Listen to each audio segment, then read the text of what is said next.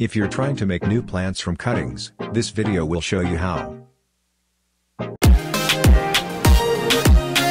When your plants need pruning, prune them, then use those cut stems to turn into new plants.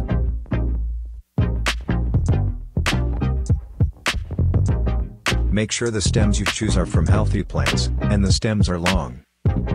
Once you've selected your stems, remove the lower leaves.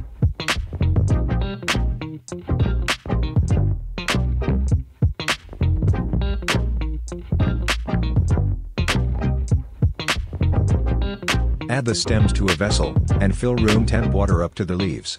Then wait until roots form, to plant into the soil.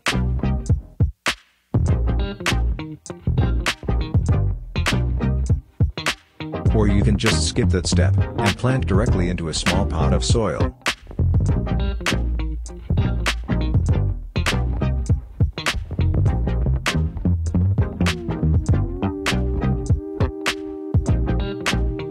Then water your new, free plants.